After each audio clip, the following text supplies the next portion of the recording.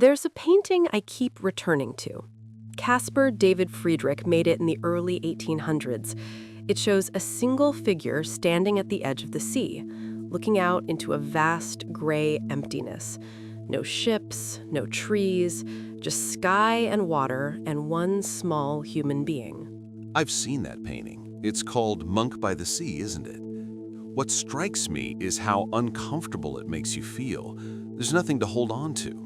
Exactly. When it was first shown in Berlin in 1810, viewers were unsettled. One writer said looking at it felt like having your eyelids cut away. Friedrich had stripped out everything, every comfort, every familiar landmark. What remains is just the confrontation between a person and the immense.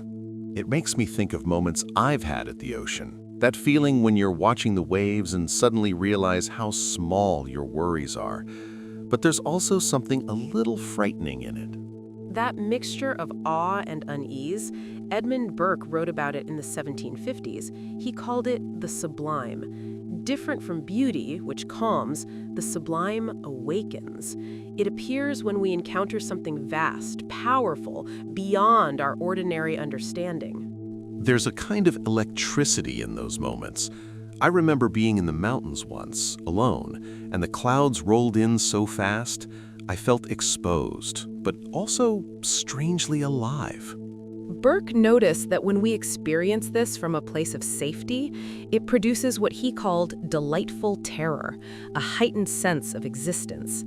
Modern psychologists have built on this.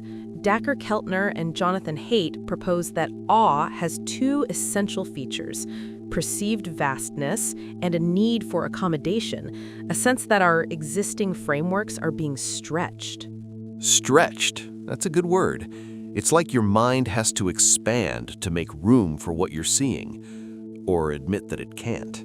And something happens in that stretching. Researchers found that people who experience awe report what they called the small self, a diminished sense of individual concerns and a heightened awareness of being part of something larger. In studies by Paul Piff and his colleagues, participants who stood in groves of tall trees or watched nature documentaries became more generous, more willing to help others. That's counterintuitive. You'd think feeling small would make you feel defeated, insignificant. But the data suggests otherwise. When people feel small in relation to something meaningful, they often become more humble, more open. The boundaries of the self become permeable. We're less trapped in the narrow room of personal worry. It reminds me of something that happened years ago. I moved to a new country, left everything familiar behind. There was this one night, the first night, lying awake in a tiny apartment.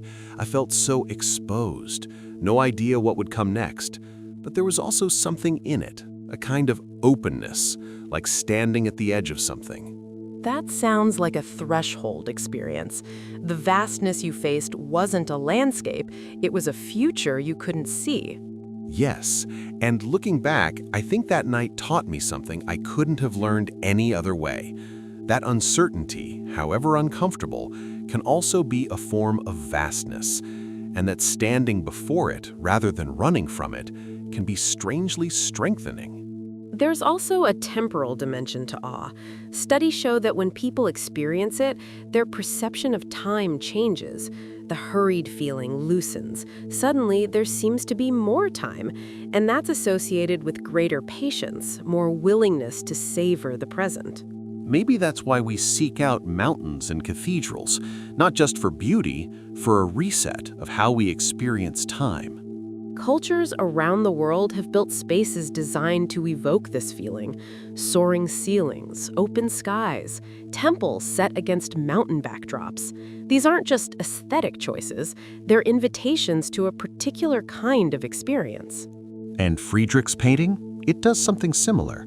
It invites you to become the figure, to feel what it might be like to stand there, facing the gray. Perhaps the invitation is not to seek the sublime only in extraordinary places, but to recognize that vastness can appear anywhere, in a sleepless night of uncertainty, in the face of someone you love, in the slow passage of ordinary time. The small self doesn't need a mountaintop. It's available whenever we pause long enough to sense how much lies beyond the boundaries of what we know. The monk still stands at the edge. The sea still stretches towards an invisible horizon. And somewhere today, someone else is standing before their own vastness, uncertain, awake, quietly waiting to see what emerges.